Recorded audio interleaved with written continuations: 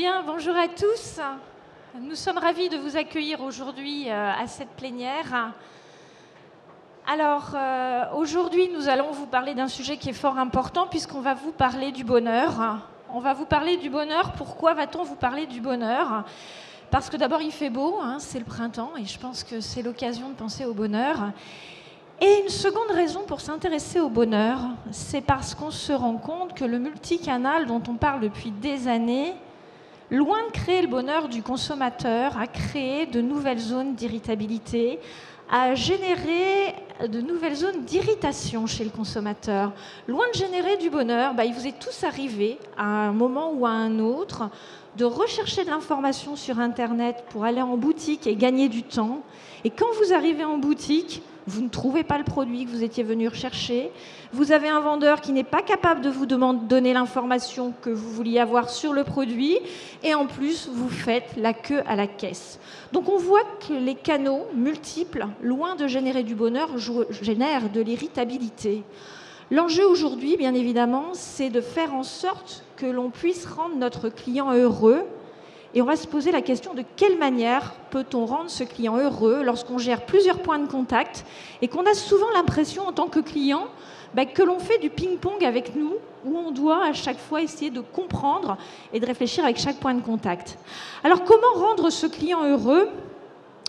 Première chose, on peut se poser la question, pour rendre le client heureux, il faut proposer à ce client une trajectoire cross-canal de qualité, plaisante, agréable, qui génère de la satisfaction.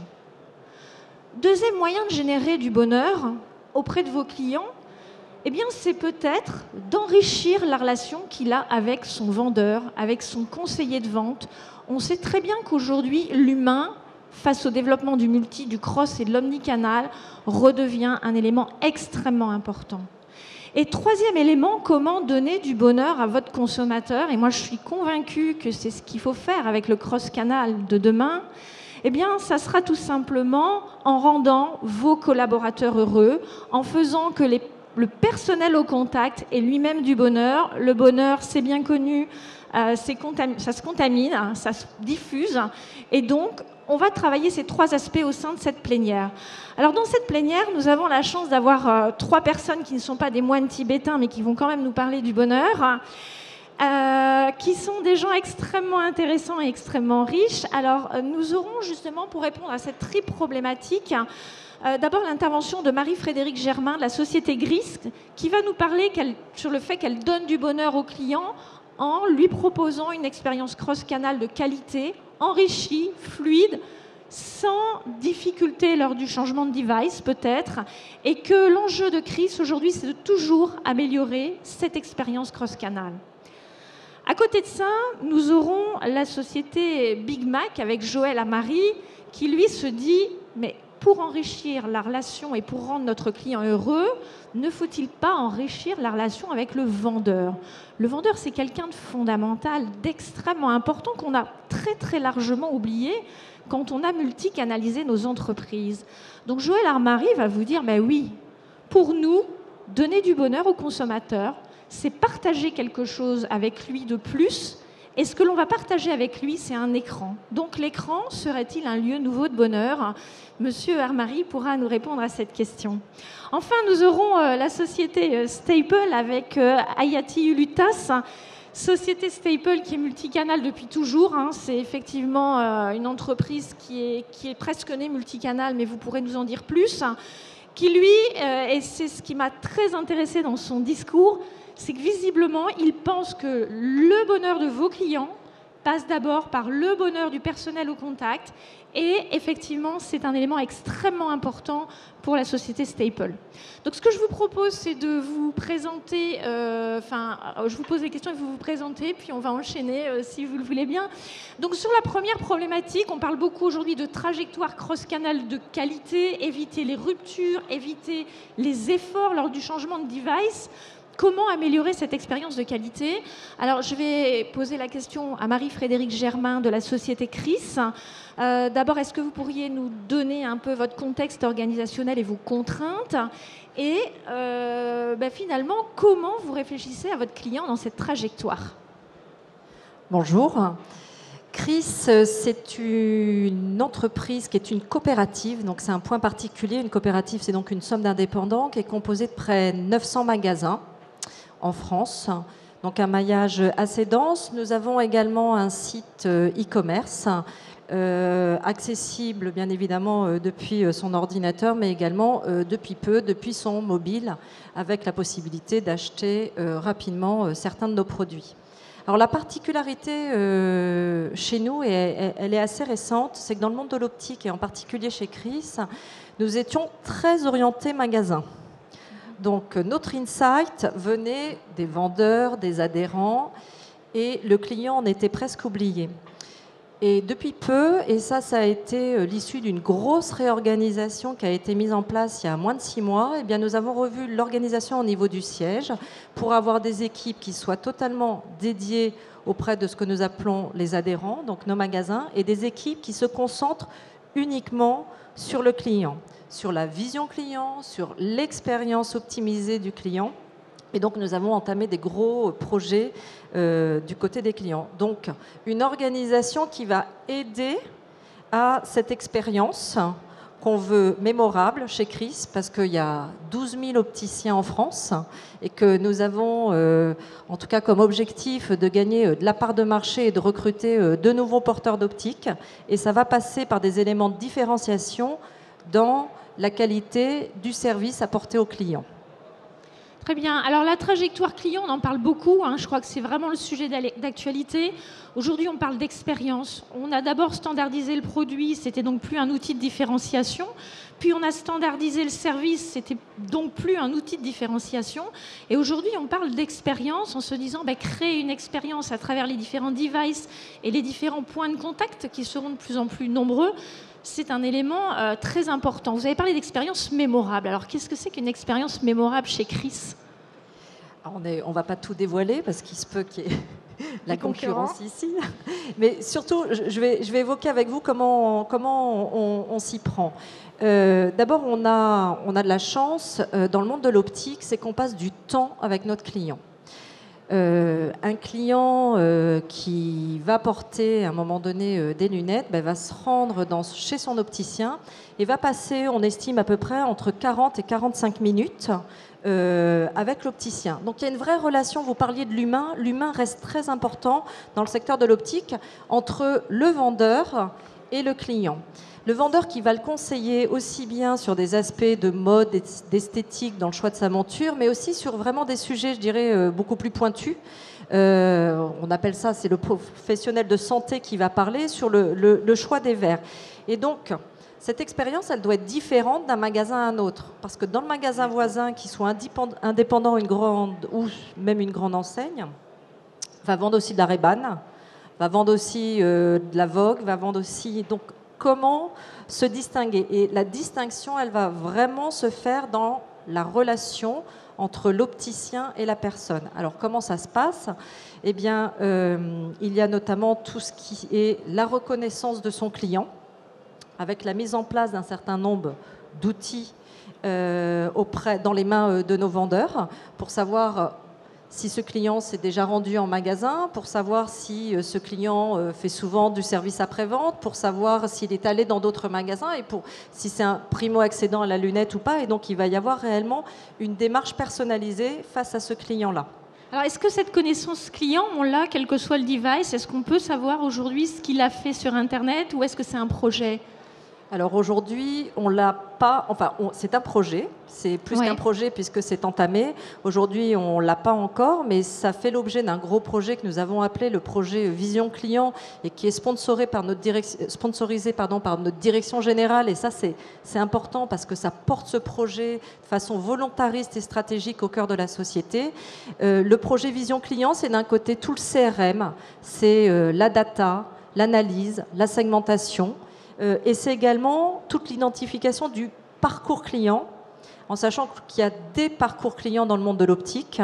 Nous avons le client qui va s'équiper pour la première fois, le client qui va acheter de la lunette de soleil parce qu'il veut un produit d'accessoires et de mode ou protéger ses yeux, ou le client qui va acheter des lentilles de contact. Et à chacun de ces parcours clients, nous avons bien évidemment des troncs communs, mais nous avons des spécificités que nous avons identifiées Nous avons identifié bien évidemment des chantiers, soit des quick wins qui sont faciles à mettre en œuvre, et soit des projets de plus longue haleine, effectivement, qu'il va falloir prioriser, développer dans les mois, voire les années à venir. Alors aujourd'hui, on parle beaucoup d'enchevêtrement des sphères réelles et des sphères virtuelles. Un client va essayer virtuellement une paire de lunettes sur Internet avant d'aller en boutique. Comment est-ce qu'on connaît ces trajectoires d'achat multi-device?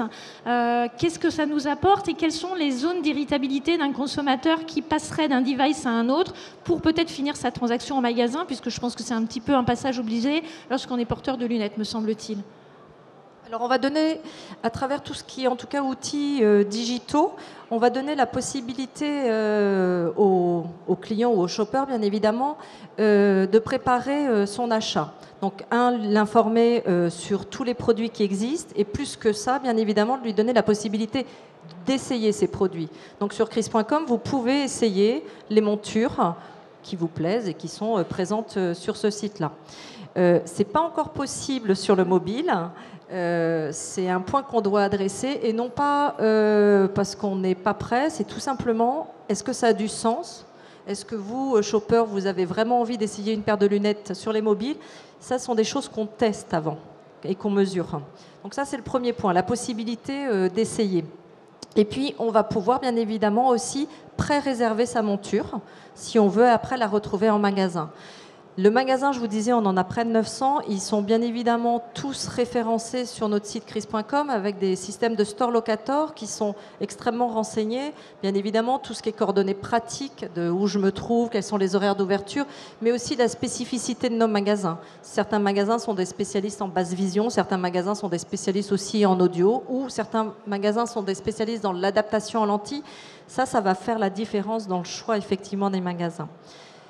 Une autre spécificité par rapport au digital, c'est que le digital, on va l'utiliser vraiment comme de la commodité pour nos clients. Alors, commodité, notamment sur les produits de lentilles. On n'est plus sur un produit à renouvellement. Une fois que j'ai déjà essayé une lentille, ensuite, je vais renouveler régulièrement ces lentilles. Donc, le digital, aussi bien dans sa version mobile ou autre, va permettre de recommander extrêmement facilement, avec un one-click buy, sa boîte de lentilles, parce que généralement ce qui se passe, c'est que je suis dans ma salle de bain, je me rends compte que mince, il me reste plus que 2 lentilles, comment je vais faire? Et bien là aussi, on a utilisé le digital vraiment comme un outil qui facilite l'accès à ma demande de produit. Donc une expérience où on essaie justement de diminuer ces zones de rupture, voire d'irritation, et d'apporter ce bonheur dont vous parliez. Très bien. Je vous remercie. Donc effectivement, un usage forcément du digital qui est différent selon les usages, hein, et il ne faut pas forcément proposer partout la même chose en fonction du type de produit. Donc on passe progressivement sur l'écran. Et sur l'écran, on va proposer à Monsieur Joël Armari, qui est, si vous allez sur son réseau LinkedIn, un dirigeant transformateur. Hein. Donc j'étais intriguée, qu'est-ce qu'un dirigeant transformateur? Et comment avez-vous transformé ou cherchez-vous à modifier Big Mat et à donner du bonheur à vos clients? Merci pour cette introduction. Big Mat, on est un acteur coopératif également, qui a un peu plus de 30 ans, avec 800 points de vente en Europe, mais qui est né en France, comme le nom ne le dit pas, bien sûr. Et on a 300 points de vente en France, qu'on m'a demandé de repositionner, donc de transformer. Big Mat, on est dans le négoce de matériaux. Alors, vous ne connaissez pas forcément, sauf si vous avez une maison de campagne et que vous avez fait des travaux chez vous. Le grand leader du marché, c'est Point P. Déjà, ça vous parle un peu plus. Voilà. Et donc, le métier de Big Mat, c'est d'apporter les matériaux sur des chantiers. On est en moyenne nationale à 80% B2B, c'est-à-dire qu'on livre les chantiers pour les artisans, et à 20% B2C, c'est-à-dire qu'on livre les chantiers où les particuliers qui ont des gros travaux chez eux viennent chercher les produits chez nous. Alors cette moyenne nationale est trompeuse, puisque sur nos 300 agences, en fonction du positionnement, le rapport entre la clientèle particulière et la clientèle professionnelle peut aller de 90-10 à 50-50. Donc dans le modèle dont je vais vous parler, on est très habitué au B2B ou B2C, et selon nos agences, c'est très mélangé. Surtout qu'on fait beaucoup de B2B2C, puisque au final, l'artisan, il pose bien les produits pour un client qui, lui, a regardé ce qui allait être mis sur son chantier. Et je viendrai, ça se complexifie un peu parce que quelquefois, l'artisan, il veut des produits pas chers du particulier. Le particulier qui fait des vrais travaux, il veut des produits de pro. Donc, le chassé-croisé entre le profil du client et le profil du produit est très différent. Alors, moi, je suis depuis 4 ans chez Bigmat, qu'on m'a demandé de transformer pour essayer de trouver une voie d'avenir parce que la filière bâtiment souffre. Vous l'entendez, la conjoncture est mauvaise, mais elle est structurellement mauvaise. Ce n'est pas juste un effet de crise, donc il faut trouver d'autres choses à faire. C'est un enjeu majeur. Dans la filière bâtiment, vous entendez beaucoup parler, les ministres, de la rénovation énergétique. C'est dans la rénovation, la facture énergétique de la France, qui est un équilibre important, 40% c'est la filière bâtiment. Donc il faut réussir à changer l'équilibre thermique des bâtiments, et tout dans la rénovation. Comme on est un vieux pays, ce n'est pas le neuf qui tire, c'est tout le parc existant. Donc moi j'ai commencé à regarder avec les caméras thermiques, qu'on a d'ailleurs avec les outils numériques. Et si vous prenez le train de temps en temps, que vous allez au ski, vous regardez les maisons et vous dites si elles sont rouges ou bleues. Il y a beaucoup de maisons rouges, c'est-à-dire qu'il va falloir bien les isoler pour réduire la facture énergétique. Et ça, c'est l'enjeu de nos clients. Alors, pour démarrer le projet, je n'ai pas fait une enquête client. Quand vous dites démarrer le projet, vous parlez de quel projet? Du repositionnement de Bigmat et de la transformation dont vous parliez. D'accord. Parce que quand on fait une enquête client, et tout le monde dit c'est formidable les enquêtes clients, ben oui, mais vous n'avez que ce que vous savez déjà. Donc j'ai fait une enquête marché. Comme on a à peu près 10% de part de marché, il y a 90% des gens qui ne viennent pas nous voir. C'est quand même intéressant de savoir ce qu'eux pensent. Et c'est de cette enquête marché que se sont révélées un certain nombre de vérités dont je vais vous parler qui ont guidé notre projet numérique. Et là, moi qui ai fait beaucoup de B2C et beaucoup d'outils traditionnels de communication classiques, quand on demande aux clients, donc aux gens, aux professionnels et aux particuliers, c'est quoi votre problème sur les chantiers? Et qu'est-ce qui fait que vous avez acheté ce produit-là? On lui fait passer en revue tous les outils de communication classiques. Est-ce qu'il l'a vu à la télé? Est-ce qu'il l'a vu dans un catalogue? Est-ce qu'il a reçu une promotion? Est-ce qu'il l'a vu dans un point de vente? Il liste tous les outils de communication dont je suis sûr vous êtes tous experts dans la salle. Et une fois qu'il a fait ça, on lui dit, mais concrètement, qu'est-ce qui vous a décidé à acheter ce produit-là? Eh ben, c'est le relationnel de façon obsessionnelle qui est l'outil numéro 1 de la communication. Donc, un particulier, je m'adresse plutôt à vous, vous l'avez dit parce que c'est un pro qui vous a dit madame ou monsieur, faut ça. Ou deuxième, c'est votre voisin qui vous l'a dit. Ou troisième, c'est votre cousin qui vous l'a dit. Ou quatrième, c'est le vendeur qui vous l'a dit. Donc, vraiment, les critères de choix qui influencent l'acte d'achat profond, c'est le relationnel. Chez les professionnels, c'est encore plus vrai parce que c'est un vendeur, souvent le nôtre, qui va le voir. C'est un collègue qui l'a vu. Il vient dans des salons. Alors, ils ont des salons spécialisés. Donc, c'est toujours le relationnel. Ensuite, c'est la réponse technique. Parce que quand on est dans la construction, j'aime pas, oui, c'est la décoration. On n'est pas dans la décoration. On est dans la construction et la rénovation. Donc, il faut ce produit parce que c'est le produit qu'il faut. Donc, la deuxième motivation, c'est une raison technique. Un peu d'ailleurs dans la prescription, on met le verre qu'il faut parce qu'on a. Et les outils numériques arrivent enfin de façon assez forte parce qu'ils sont quand même allés chercher cette information sur Internet. Alors quand je dis Internet, c'est ce que je disais il y a quelques années, dans le milieu du bâtiment, on a affaire à des artisans qui sont à l'extérieur. Moi j'ai été patron d'Intersport, donc j'ai fait des sites Internet pour les locations de ski, là je suis sûr que vous êtes un peu plus souvent connectés. La révolution Internet, je l'ai connue. Bon, mais là, on est en train de vivre une autre révolution qui est la révolution du mobile. Les artisans n'ont pas de PC parce qu'ils sont toujours dehors et donc leur PC, c'est celui qu'ils ont dans leur poche. Et on se rend compte que l'utilisation de cet outil change tout. Et donc, toute la stratégie qu'on a mis au point, dont je vais vous parler, ce n'est pas un écran, vous allez voir, c'est l'utilisation des écrans. Retenez bien, est basée sur ce qu'on a formalisé comme étant la trilogie de la relation. Le relationnel, le technique et le numérique. Les outils numériques, dont je vais vous donner un petit extrait, sont au service non pas du vendeur ni du client, mais du relationnel entre le vendeur et le client. C'est subtil. Donc, on a développé des outils pour qu'à tout instant, et quelle que soit la situation où se trouve notre client, qu'il soit à l'extérieur, sur le chantier, avec ses amis, avec son comptable, il ait accès à l'information qu'il cherche. Donc notre consommateur en mouvement aura toujours l'information, quel que soit le lieu où il est. Alors voilà, donc on a développé un système B, nom de code qui s'appelle le système B. Si vous voulez vous connecter, vous faites bi.bigmat.fr et vous aurez accès au système B qui n'est pas encore largement diffusé, je vous dirai pourquoi. C'est une appli qui marche sur smartphone, sur tablette, sur PC et sur borne. Les bornes dans les points de vente. Lesquelles bornes ne sont pas faites pour le client. Elles sont faites pour assurer la relation entre le vendeur et le client, qui va à la borne et qui explique à l'artisan, tiens, tu cherches cette info, mais tu sais, tu peux l'avoir sur ton smartphone. Autre élément, je vous fais un raccourci. Dans le monde numérique, l'avenir, c'est la vidéo.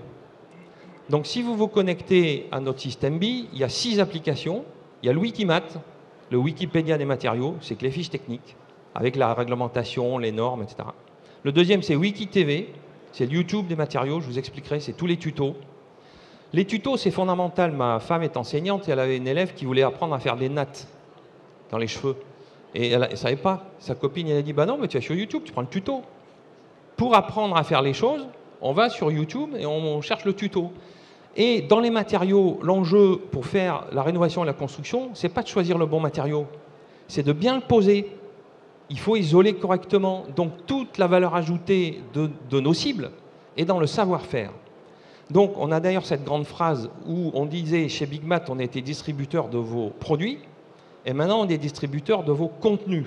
C'est-à-dire que le savoir qu'ont les industriels, il faut le transférer sur le marché. L'outil numéro 1, c'est la vidéo. Alors, mesdames, messieurs, quand vous regardez la vidéo, au-delà de 60 secondes, les gens décrochent. Donc, on fait la promotion énorme auprès de nos industriels, qui sont ceux dont on vend les produits, pour s'accrocher à 3 formats de vidéo, le moins de 30 secondes. C'est ce que j'appelle la vidéo découverte. C'est-à-dire, en 30 secondes, « Ah, dis donc, je ne savais pas que tu fais ça ». On prend tous vos produits, en 30 secondes, on dit énormément de choses. En 60 secondes, c'est déjà un argumentaire commercial. Si je vous passe une vidéo de 60 secondes, là, et que je vous dis, fermez, écrivez-moi tout ce qui a marqué dessus, au sens BFM, c'est extrêmement complet. Et comme on a développé des centres de formation, parce que c'est assez compliqué, les vidéos de formation peuvent être de 2-3 minutes. Parce que là, le tuto, si on a envie d'apprendre à poser tel produit ou à faire les cheveux, on est prêt à regarder en détail une vidéo de quelques minutes. Donc, après, il y a plein d'autres choses dans ces outils numériques, mais retenez que pour nous, la clé a été, j'ai moi mon smartphone avec les applications, mais quand je me connecte, j'ai la même info que si j'étais sur la borne ou si j'étais à mon bureau avec le PC. Et alors là, on est rentré dans une problématique qui vous amusera en fonction des questions. Les gens qui font les smartphones, qui font les tablettes, qui font les PC, qui font les bornes ne se parlent pas. Ils n'ont pas les mêmes contraintes, les mêmes technologies. Donc Système B est un système où on s'est assuré qu'à tout moment et en tout lieu, les clients puissent y avoir accès. Alors, comme je suis ingénieur et que je fais beaucoup d'informatique, on peut le faire depuis quelques années par les techniques cloud, c'est-à-dire l'informatique a complètement changé de modèle même. Hein. L'important, ce n'est pas une araignée qui diffuse, les entreprises en réseau l'ont compris, il faut que les modèles soient compatibles entre eux, ce qui permet de suivre le client. Pour le reste, je réponds aux questions. D'accord, donc un consommateur connecté en permanence, un artisan connecté en permanence.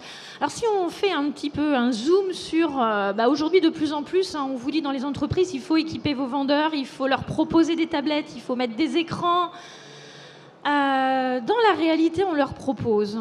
Nous avons fait des visites mystères la semaine dernière dans le cadre de l'Observatoire du Cross-Canal et du commerce connecté. Force est de constater que les vendeurs n'ont pas du tout envie d'utiliser leur tablette, leur écran pour dialoguer avec les clients. Alors, faut-il continuer à équiper des vendeurs, sachant que visiblement derrière, il n'y a pas de formation, il n'y a pas de motivation.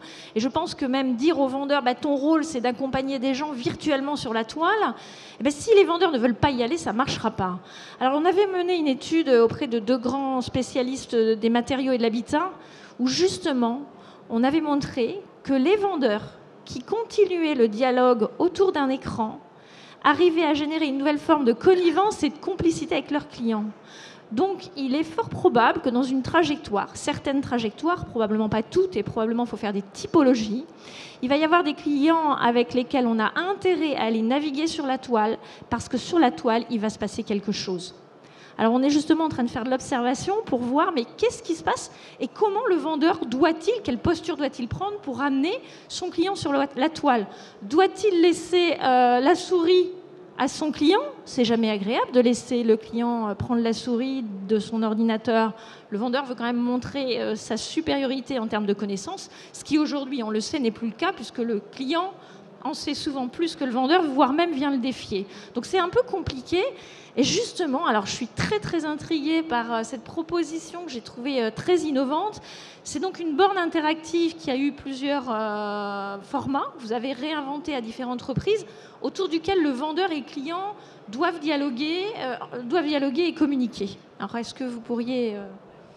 Alors, effectivement, cette borne, elle intrigue. Surtout que jusqu'à encore récemment, les gens disaient les bornes, ça ne marche pas dans les points de vente. Mais la borne laissée au client, ça ne marche pas, ça c'est sûr. On en était convaincus. Alors je voudrais vous faire un clin d'œil sur le e-commerce. Parce que vous avez parlé de e-commerce, tout le monde parle ici de e-commerce. Nous, on fait depuis 30 ans du e-commerce chez Big Mat, mais par fax. C'est-à-dire que l'enjeu du e-commerce, c'est le dernier kilomètre. Et nous, la moitié de notre chiffre d'affaires est fait par nos camions qui livrent. Donc vous comprenez, nous, on ne vient pas chercher, on va livrer, on va poser l'endroit. Et la deuxième moitié, on a réservé avant, quand on arrive, on charge. Ça s'appelle le drive. Sauf que nous, on fait la livraison par fax et le drive par téléphone. Bon, ben on est en train juste de numériser le fax et le téléphone. Donc, on a la chance, dans notre modèle, de maîtriser le circuit physique. Celui qui a la meilleure connaissance client, c'est le chauffeur du camion. C'est celui qui sait, le service client au bout, comment il faut livrer les produits pour que le client gagne du temps, puisque la demande numéro 1 de notre client, c'est de gagner du temps. Alors, cela étant, sur ces convictions des études, on a pris une approche très pragmatique, parce qu'on a un réseau d'entrepreneurs. La borne est sortie il y a 2 ans, à Batimat 2012. Et sortir un produit qui n'existe pas, c'est pas simple, donc on a sorti un proto. Un proto, on a fait 5 protos en plus. Au service de la relation client, c'était inscrit dans la définition. Et on s'est rendu compte, pendant 3 mois, on a sorti ces bornes. On les a mis dans les salons, dans les agences, on les a montrées à nos collaborateurs, à nos clients. On s'est rendu compte que le proto ne marchait pas. La borne était trop grande, elle était trop étroite parce qu'on n'arrive pas à se mettre dedans. Il y avait une imprimante, parce que c'est une borne qui imprime et qui scanne, pour info. Hein. On ne croit pas au numérique seul. Parce qu'ils ont tous un crayon de papier, donc ils veulent tous un papier dans la poche, donc il y a une imprimante. Ça ressemble plus à une borne SNCF et une borne Air France qu'à une borne de distribution, vous comprenez. Donc c'est un distributeur d'infos, mais d'infos imprimées. Donc c'est du web to print et du print to web. Alors hein, voilà, c'est donc on est web to print, print to web, parce que le papier, il existe toujours, et puis les chantiers ne sont pas toujours connectés. Bon. Mais donc on a élargi la borne, on a fait les fax, le scanner pour des questions de prix. Au départ c'était de l'A4 et tous les plans ils sont en A3, donc il a fallu élargir. Bon. On a pris 3 mois et ensuite on a validé le deuxième proto et on a terminé depuis 1 mois le déploiement des 30 premières bornes nouveau format. Et là on se rend compte, et vous l'évoquiez, la technologie n'est pas du tout un frein. Le vrai frein, c'est que ça modifie la relation client. Alors qu'on a dit qu'on faisait ces outils au service de la relation client, et on voit très très bien les commerciaux qui ont compris, comme vous le disiez, que grâce à ça, ils vont pouvoir intéresser différemment le client et ils s'approprient l'outil et ils disent « Dis donc, tu sais, tu cherchais une info, je te l'ai toujours dit, dans mes classeurs, je suis paumé, là tu l'as, tu crées ton compte, tu peux avoir tout ça. » Alors là, ils créent la magie et vous disiez l'enchantement, ou je ne sais plus, qu'est-ce que vous disiez le bonheur. Le bonheur. Le bonheur. Donc on a clairement certains de nos vendeurs qui ont compris le bonheur et qui savent le vendre aux clients. Et alors, on a ceux qui n'ont pas compris du tout. Mais alors, ce qui est fort, c'est qu'on a fait une typologie de nos clients. Parce qu'il ne faut pas parler du client. On a 14 profils clients différents. Entre les particuliers, les pros, il y a 6 profils de pros. Et notamment, il y a des pros, ils ne veulent pas du tout entendre parler du numérique. L'artisan d'un certain niveau d'expérience, on va le dire comme ça, il préfère toucher son truc, le faire au crayon, c'est mon grand-père qui me l'a dit. Lui, tu ne lui parles pas numérique. À l'inverse, on a les jeunes, ne lui fais pas l'affront de parler numérique, il connaît mieux que toi. Donc déjà, vous prenez sur ce sujet de l'offre de service, il ne faut pas la présenter à tout le monde pareil. Donc on forme nos collaborateurs aux nouveaux outils numériques et à une meilleure compréhension du profil client pour ne pas le dire de la même façon. Donc effectivement, je pense qu'il y a des trajectoires d'achat très très différentes qui peuvent varier d'un profil à un autre. Hein. Des gens qui sont tout numériques, des gens qui aiment bien mixer les deux.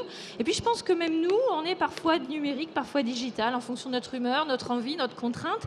Et du coup, ça veut dire que je pense que le vendeur de demain va devoir essayer d'identifier sa trajectoire et ce qui a déjà été fait online et ce dont a envie finalement son client. Alors, on a la chance d'avoir M. Hayati Ulutas de la société Staple. Alors moi, je connais cette société depuis toujours parce qu'elle est multicanale. Et donc aux États-Unis, je suivais très très près ce qu'ils faisaient il y a quelques années. Alors chez vous, vous nous dites, nous, pour rendre le client heureux, il faut rendre notre collaborateur heureux. Alors je trouve ça extrêmement intéressant. Je voudrais que vous nous en disiez plus. Et puis, vous nous avez dit que vous aviez changé le plateau quand vous êtes arrivé. Vous êtes arrivé récemment chez Staple et vous avez changé déjà l'environnement de travail, hein, si je ne dis pas de... Absolument. Bonjour à tous. Donc, Staple, on est d'abord fournisseur de matériel de bureau. Donc, fourniture de bureau. On est au niveau international, mais en Europe, on est sur une quinzaine de pays avec donc des points de vente classiques qui n'existent pas en France, donc des magasins. Et en France, on est principalement forcément sur le web et la partie téléphone. Donc moi, je suis responsable de la partie service client ici à Survilliers avec une moyenne de 140 à 150 collaborateurs.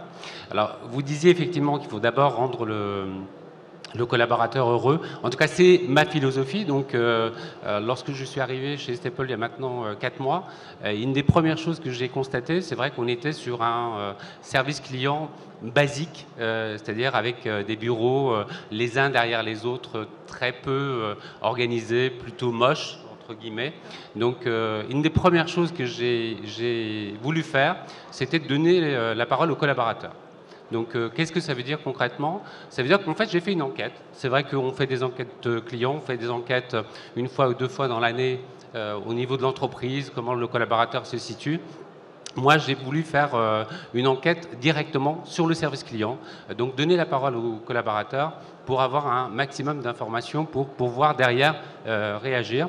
Et les premières choses que les collaborateurs nous ont dit, c'est voilà, bon, forcément le salaire, mais aussi derrière les conditions de travail, mon bureau, l'organisation, je dirais, classique du service client en termes de plateforme d'accueil. Mon travail, l'organisation un peu organisée en silo, c'est-à-dire par service très spécialisé, donc des gens qui répondaient aux mails, des gens qui répondaient au chat, des gens qui répondaient sur ce qu'on appelle le fax mail, des gens qui répondaient au courrier, des gens qui répondaient au téléphone, mais des gens qui répondaient au téléphone pour les grands comptes, pour le mid-market, enfin bref, donc une organisation assez déstructurée, si je peux dire. Et donc, une des premières actions, je vous ai dit, c'est donner la parole aux collaborateurs et après, effectivement, d'engager des actions. Et la première chose que j'ai faite, effectivement, c'est de changer tout ce que j'appelle, moi, le floor. Donc, réaménagement de tout le plateau avec le choix qui a été fait, d'ailleurs, par les collaborateurs. C'est-à-dire qu'on a, effectivement, donné un certain nombre de prérogatives pour qu'on puisse choisir les meubles, les bureaux, les chaises, la présentation, les couleurs, enfin, tout ce que l'on peut souhaiter. Pourquoi je vous parle de tout ça? On en a parlé tout à l'heure, parce je pars du principe qu'effectivement un collaborateur qui est bien dans son travail, qui arrive le matin sans avoir la boule au ventre, qui est formé à bon escient, qui a tous les outils pour pouvoir travailler correctement, qui peut aussi être emmené à répondre à je dirais, un changement de situation, c'est-à-dire quelqu'un qui était sur le mail, eh bien, lui permettre de travailler également sur le chat, c'est peut-être intéressant, c'est peut-être aussi quelque chose qui va lui permettre d'évoluer dans l'entreprise, dans l'organisation. Voilà, donc beaucoup de petites actions, ce que vous appeliez tout à l'heure les quick wins, mais aussi beaucoup de workshops, de chantier pour pouvoir réorganiser le service et donner, je dirais, ce que j'appelle de l'empowerment aujourd'hui aux collaborateurs. L'empowerment, c'est aussi la prise de décision, qui est une prise de décision sur son activité propre, mais c'est aussi une prise de décision, notamment aussi avec nos clients, puisque avant, on était plutôt sur une approche de nouveau très processisée. C'est-à-dire que chaque collaborateur pouvait faire telle activité, pas dès l'autre, avec tel process. Donc forcément, les process sur le chat étaient complètement différents de ce que l'on faisait sur le mail, etc. Donc c'était lui permettre d'être formé, donc avec forcément toute la partie identification des besoins de formation et de pouvoir évoluer sur les services. On est là en 4 mois, à peu près à 75% de nos collaborateurs en frontal qui sont polyvalents, c'est-à-dire qu'ils peuvent traiter du mail, du chat, du courrier, pas en même temps, hein, rassurez-vous, mais qui ont la capacité effectivement de dire, bah voilà, je peux réaliser également une autre activité, d'autres tâches que ce que je fais habituellement tous les jours. Ça correspond aussi à un programme de formation donc, qui est, lui, européen, qu'on appelle la servicologie. Chez nous, c'est vrai que le nom est un peu particulier, mais servicologie, ça veut dire service et art, et science, pardon. Donc, la possibilité finalement donnée par l'entreprise à ce qu'on se concentre sur le collaborateur, son bien-être, et derrière, effectivement, avoir les données scientifiques, j'allais dire, donc tout ce qui est data, pour pouvoir faire évoluer le service dans les bonnes conditions. Alors vous dites également, on veut rendre nos collaborateurs heureux et on veut qu'il y ait un lien émotionnel avec les clients. Alors comment on crée ce lien émotionnel? Est-ce qu'aujourd'hui, dans une société digitalisée, avec des processus, on peut encore créer de l'émotion? Et comment crée-t-on de l'émotion à distance? C'est vrai que la question est difficile. Hein. On ne crée pas un lien émotionnel aussi facilement que ça avec un client. Maintenant, il y a un certain nombre d'outils qu'on a mis en place pour pouvoir effectivement mesurer ce lien émotionnel. Ça passe par des basiques. J'allais dire, parce qu'aujourd'hui, on oublie beaucoup les basiques dans les services clients.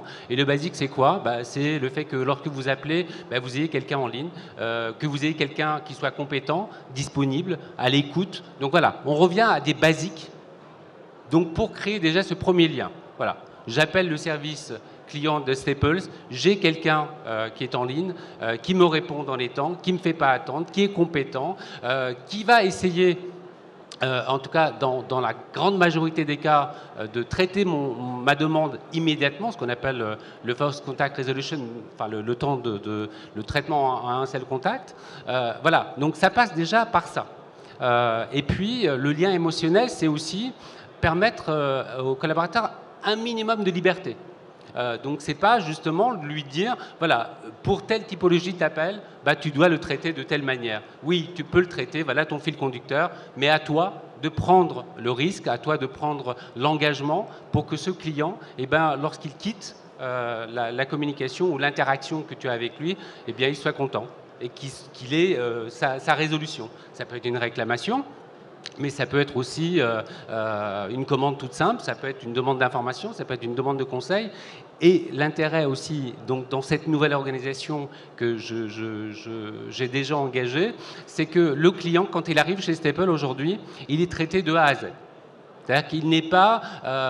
voilà, il fait une commande, la commande va jusqu'à la facturation, jusqu'au SAV s'il y a besoin. Donc le service client, en fait, est le contact principal aujourd'hui du client qui commande chez Staples. Ça veut dire que quand on change de point de contact, on n'est pas obligé de répéter à chaque fois ce qui s'est passé avant. Absolument. Vous avez connaissance d'un historique qui a été intégré. D'où la polyvalence, d'où l'historique, d'où l'empowerment dont je vous ai parlé auprès des collaborateurs. Un collaborateur qui a une commande ou qui a une réclamation auprès d'une commande, par exemple, un peu spécifique, chez nous, du mobilier, par exemple, c'est vrai que c'est assez complexe.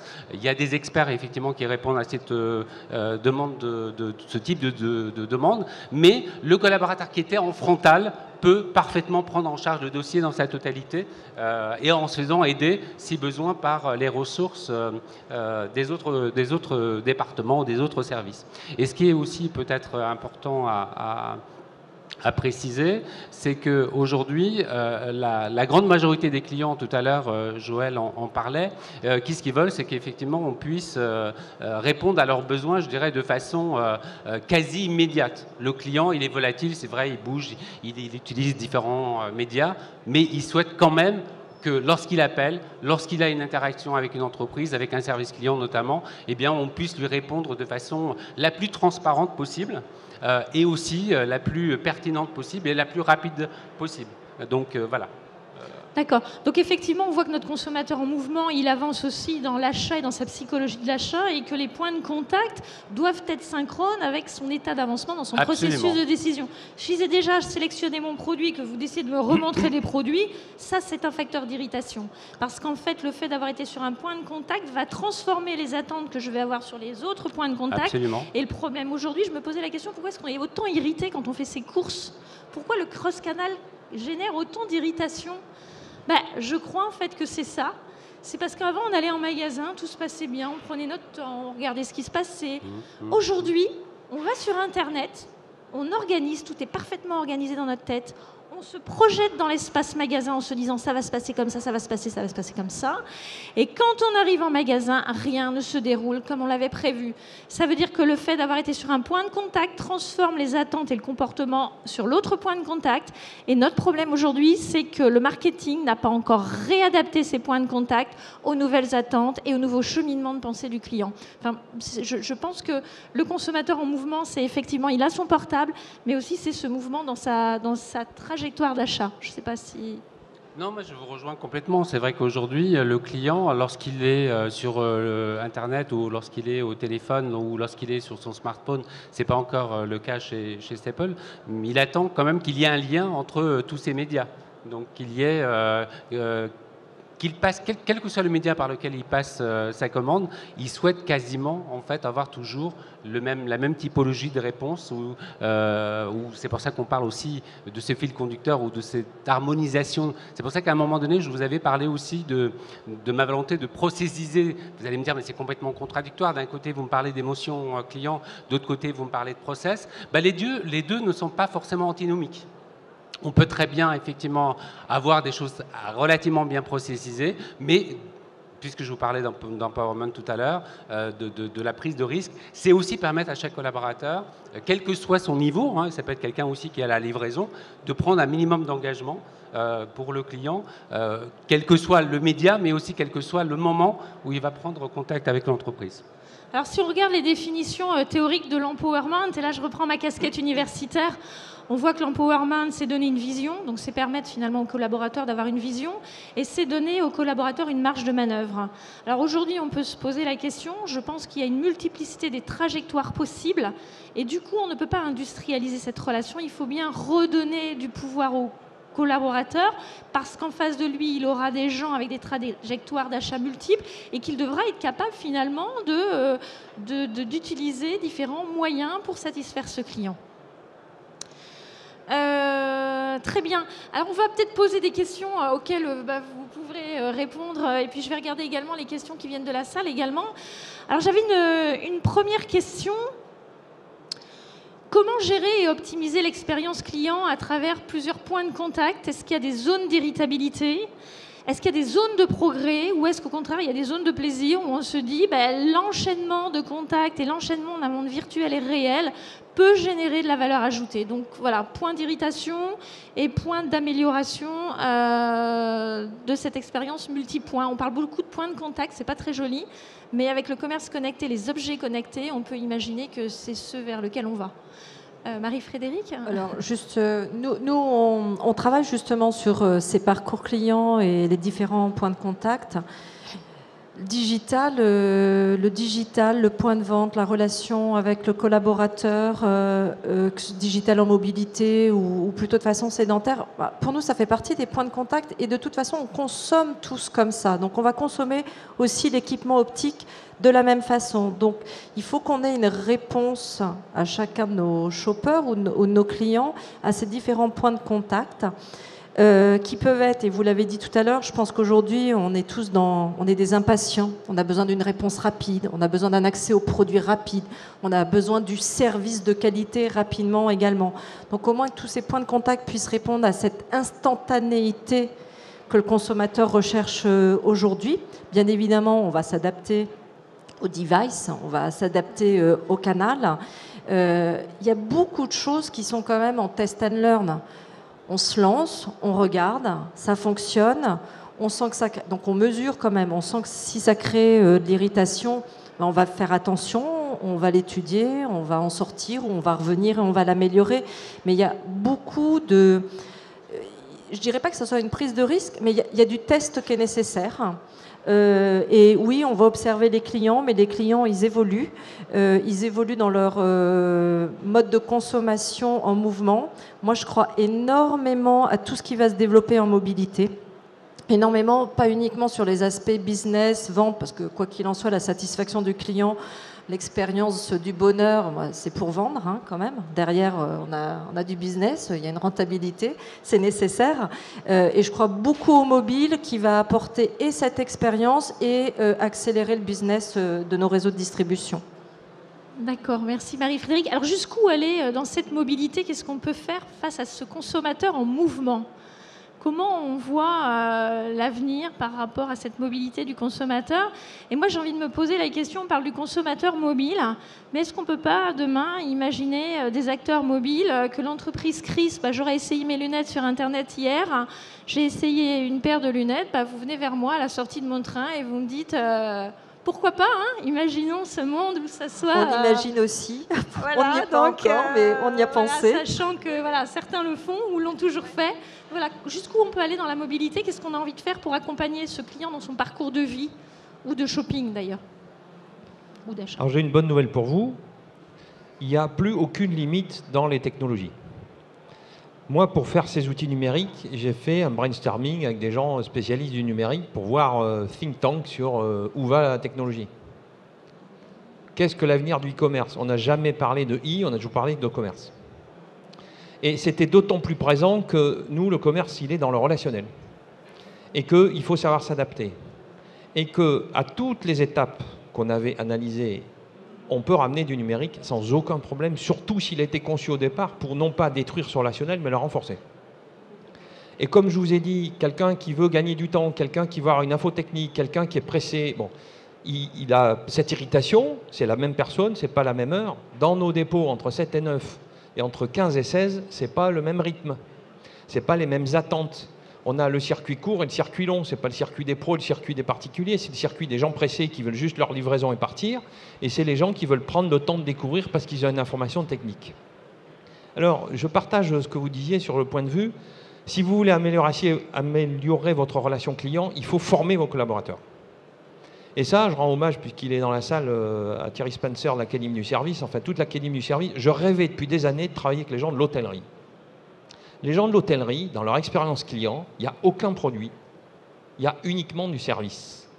Et j'ai écouté ces gens-là qui ont compris que dans un hôtel, on vient pour avoir un bon lit et que les gens qui font que c'est un bon lit sont les femmes de ménage.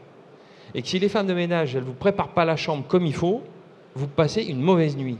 Et si vous ne donnez pas les éléments de la réussite à la femme de ménage pour faire le lit comme il faut, vous passez une mauvaise nuit. Eh bien, sur ces fondamentaux, on repense toute notre relation client. Et comme nous, c'est dans la relation, il faut que les gens ils aient les éléments de répondre. Donc, on leur apprend, en quelques secondes, à repérer le type de relation. Alors, c'est quelque chose que j'ai appris il y a longtemps. Moi, j'ai travaillé chez Guerlain. Vous voyez, on va d'un univers à l'autre. Et j'étais dans les duty-free en Asie. Alors, sur quelques mètres carrés, dans un aéroport, en quelques minutes, la femme, elle doit prendre ou un produit de soin, souvent les femmes, maintenant il y a un peu plus d'hommes, mais les produits de soin, le parfum ou le maquillage. Eh bien, le rapport à cet objet n'est pas le même, parce que le parfum, on a envie de le choisir seul, on aime, on n'aime pas. Le maquillage, il faut qu'il y ait un miroir et qu'on puisse se regarder devant un testeur. Et le produit de soin, on a envie que quelqu'un puisse vous dire si ce produit, il est pour peau sèche ou pour peau grasse. La relation client n'est pas du tout la même en face du même client, de la même vendeuse, selon le produit. Il faut le faire en 3 mètres carrés. Et donc, quand on a appris ça dans mon parcours professionnel un peu long, et qu'on essaie de dupliquer ça sur le numérique, comment créer l'émotionnel? D'abord, le téléphone est beaucoup plus émotionnel que le mail ou le fax. Et deuxièmement, si vous voulez passer une info technique, passez une vidéo et quelqu'un vous raconte, et je vous ai longuement parlé de la vidéo, l'émotion passe par la musique. Mettez un film d'horreur, coupez le son, ça vous fait rire. Mettez le même film d'horreur, vous coupez l'image, la musique, vous fait tressaillir. Bon, moi j'ai travaillé les sens. Et donc quand vous parlez à l'individu, il faut comprendre les 5 sens. Y compris quand on arrive chez les pros, nous ça sent le chantier. On a fait des espaces de décoration, on a mis des palettes. Parce que si je mets des rubans roses, ça n'est pas sérieux. Hein, ça, c'est castoche. Ça, c'est chez nous, c'est pas castoche. Chez nous, c'est des trucs de vrai. Voilà. Et donc, quand vous comprenez tout ça, la trilogie dont je vous ai parlé, relationnel, technique, numérique, on l'a évidemment travaillé dans le parcours client numérique, mais encore plus vrai dans le parcours physique. Donc, quand le client y rentre, on est en train de casser les comptoirs.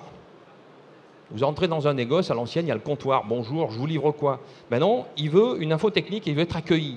La machine à café est la plus importante pour nous.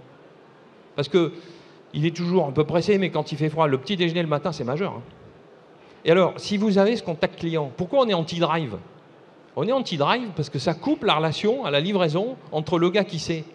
Je donne une anecdote, quand je suis allé livrer les chantiers avec le chauffeur, il a croisé le client et il me dit, il venait d'apprendre que sur le chantier, il s'est passé ça et que du coup, il devait faire sa livraison différemment. Mais ça a été capté en 22 secondes. Ça a changé toute la relation client.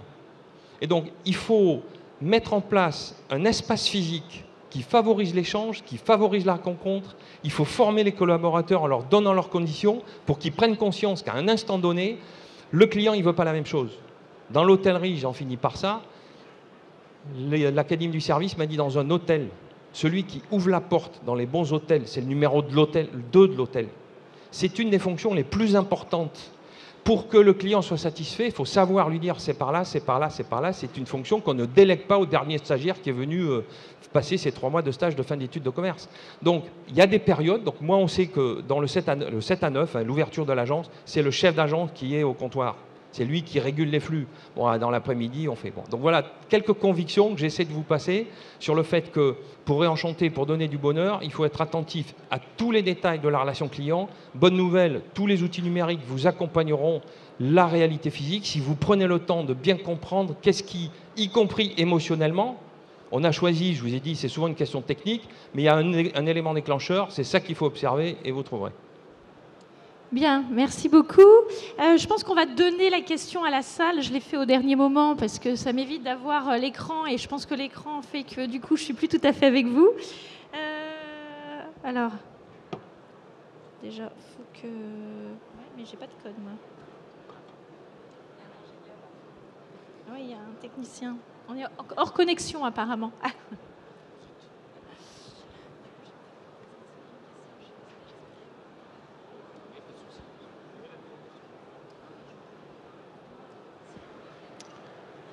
Alors, Régine, on peut lever la si main, vous voulez, oui, alors je vais vous aider, je vais vous aider parfait. en SVP 1111 derrière. Parfait, merci Donc, Thierry. il y a une question en ligne. Comment faire pour que face à ce client en mouvement, les canaux de distribution ne soient pas en concurrence les uns avec les autres?